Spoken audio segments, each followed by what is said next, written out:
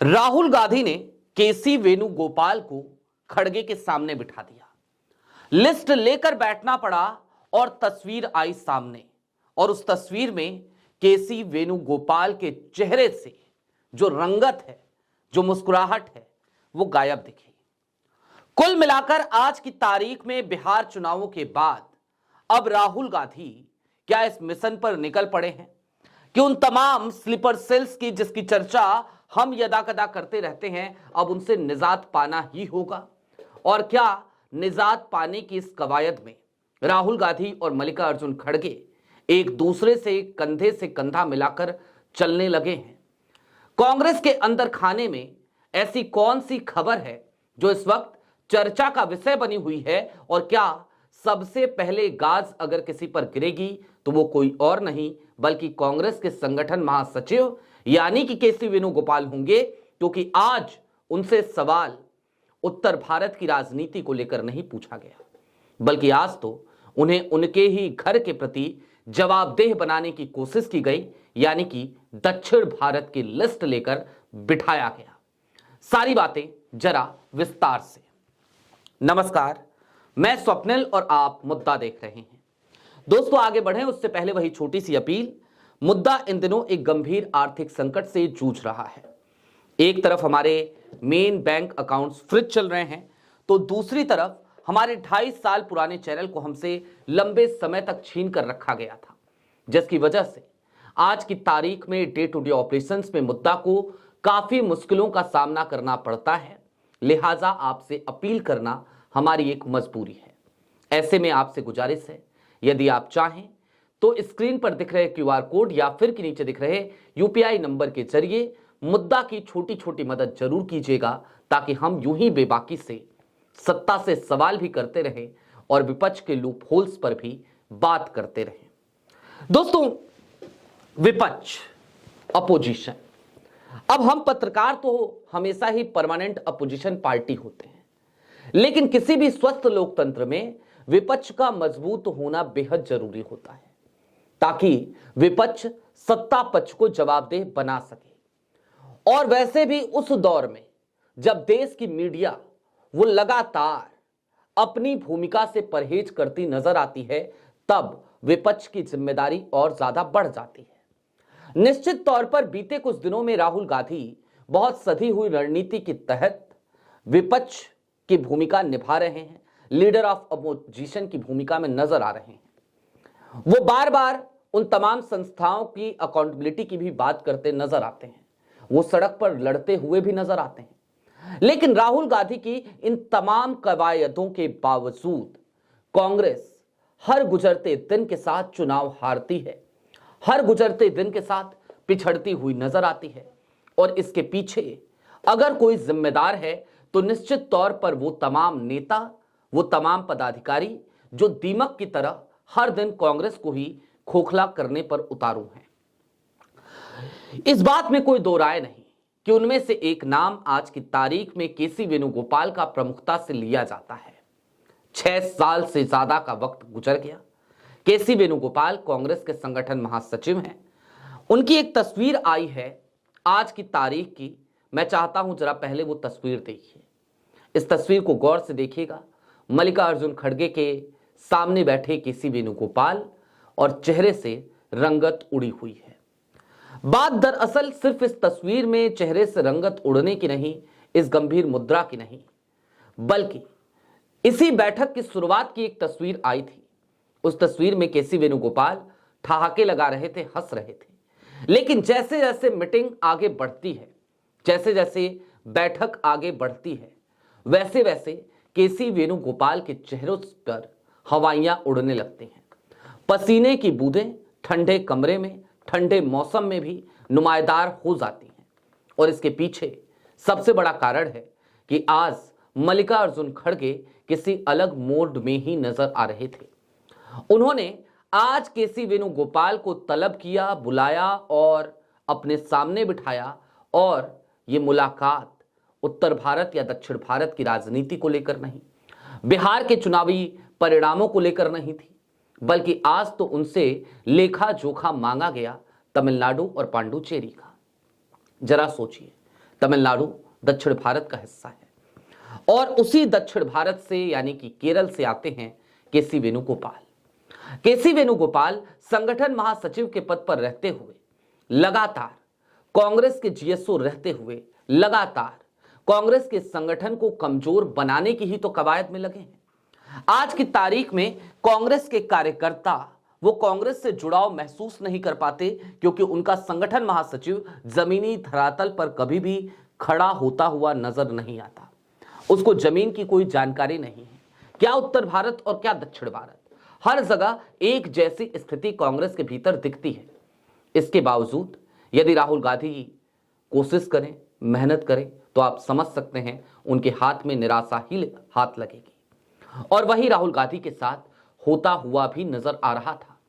राहुल गांधी भारत जोड़ो यात्रा निकाले, राहुल गांधी भारत जोड़ो न्याय यात्रा निकाले, राहुल गांधी वोट चोरी के तमाम सबूत दे दे, राहुल गांधी वोट अधिकार यात्रा निकाल लें, लेकिन जब तक आपका काडर आपके साथ नहीं होगा, जब तक आपके कार्यकर्ता आपसे जुड़ाव महसूस नहीं करेंगे, जब तक आप अपने कार्यकर्ताओं को टास्क नहीं सौंपेंगे, तब तक भला किसी भी पॉलिटिकल पार्टी का वजूद कैसे बच सकता है। कांग्रेस आज की तारीख में 2025 को संगठन सृजन अभियान के तौर पर देख रही है, इसी तरीके से इसे मना रही है। लेकिन संगठन सृजन अभियान के तहत केसी वेणुगोपाल की कार्यप्रणाली अब तक सवालों के घेरे में है, संदेह के दायरे में है। मैंने बहुत पहले एक बात का जिक्र किया था, आज आपको एक बार फिर याद दिला देते हैं। हरियाणा चुनाव के बाद से ही लगातार वहां पर उहापोह की स्थिति थी। इसी बीच बिहार में चुनावों की आहट हुई।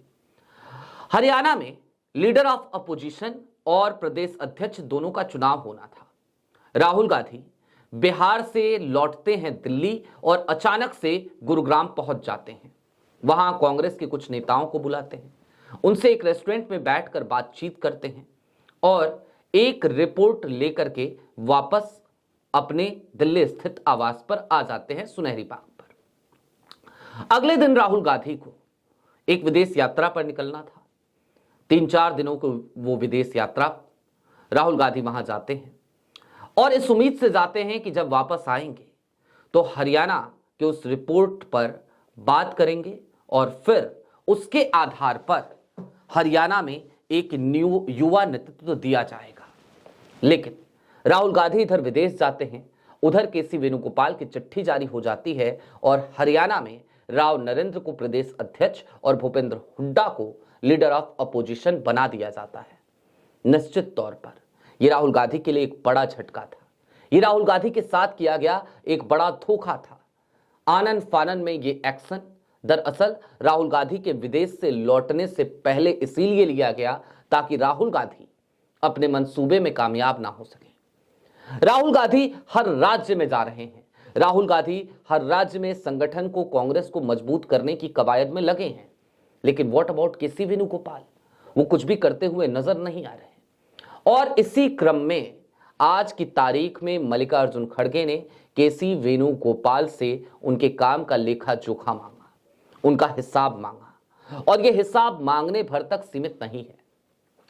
कांग्रेस के मेरे विश्वस्त सूत्र बताते हैं कि अब और ज्यादा इंतजार राहुल गांधी नहीं करने वाले, कांग्रेस नहीं करने वाली, मल्लिकार्जुन खड़गे नहीं करने वाले। इन तमाम लचर व्यवस्थाओं के चलते केसी वेणुगोपाल की कुर्सी केसी वेणुगोपाल से छिनने वाली है और वो समय अब नजदीक आ चुका है। हालांकि ये कुर्सी बहुत पहले छिन जानी चाहिए थी। केसी वेणुगोपाल की असफलताओं पर बहुत पहले एक्शन ले लिया जाना चाहिए था। आज की तारीख में तो कांग्रेस के लिए हम उस कहावत का भी इस्तेमाल नहीं कर सकते कि देर आए दुरुस्त आए, क्योंकि देरी इतनी हो चुकी है कि पूछिए मत।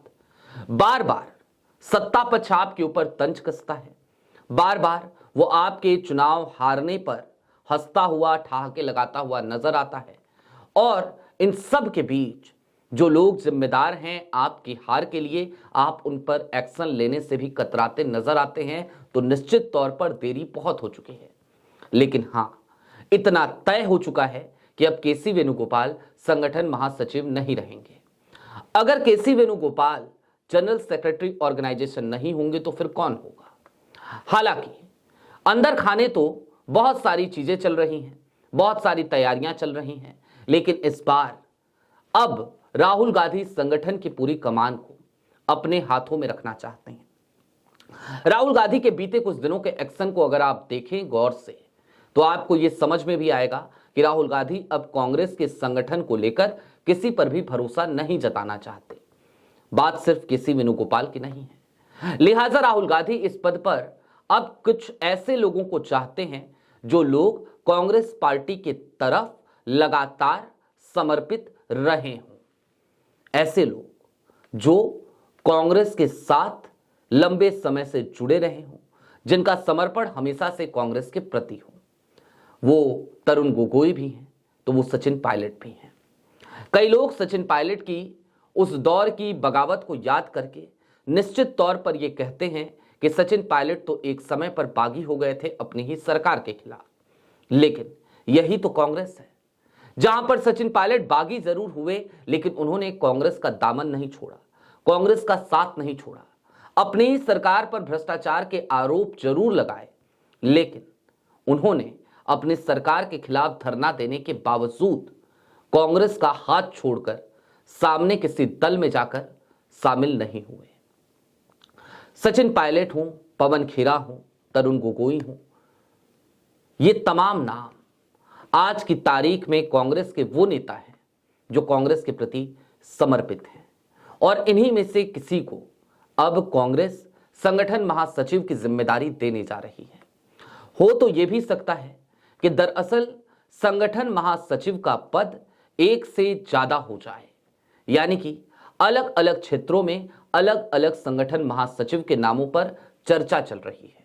मसलन नॉर्थ ईस्ट में किसी को बनाया जाए, उत्तर भारत में किसी को बनाया जाए और दक्षिण भारत में किसी और को, ताकि वहां की राजनीति को समझने वाले लोग, वहां की भाषा को अच्छे से समझने वाले लोग, वहां के कार्यकर्ताओं से आसानी से कनेक्ट कर सकने वाले लोग वो संगठन महासचिव के तौर पर काम करें और कांग्रेस के संगठन को मजबूत करने में अपना योगदान दें, ना कि वो दिल्ली में बैठे रहें, इत्मीनान से आराम फरमाते रहें। कुल मिलाकर इतना तय है कि केसी वेणुगोपाल की आज जो हवाइयां उड़ी, आज जब उनसे पहली बार सवाल जवाब इस तरीके से किया गया तो निश्चित तौर पर यह केसी वेणुगोपाल के लिए एक बड़ा झटका जरूर है, लेकिन कांग्रेस के लिए अभी भी सुधार की गुंजाइश यहां पे दिखाई देती है। आज की तारीख में कांग्रेस को यदि खुद को मजबूत करना है तो उसकी पहली शर्त निश्चित तौर पर केसी वेणुगोपाल की कुर्बानी देकर ही हो सकती है। उन्हें उनके पद से हटाए बिना कांग्रेस का संगठन मजबूत हो जाए, ये दिवा स्वप्न सा है, क्योंकि कांग्रेस के संगठन का बेड़ा गर्क बीते 6 सालों में लगातार केसी वेणुगोपाल की वजह से ही तो हुआ है। आपकी क्या राय है कमेंट बॉक्स में जरूर बताइएगा। अभी के लिए दीजिए इजाजत, चलते चलते फिर वही अपील, चैनल पे नए हो तो सब्सक्राइब करते हुए जाइएगा, सक्षम हो तो छोटी छोटी मदद मुद्दा की जरूर कीजिएगा। बहुत शुक्रिया।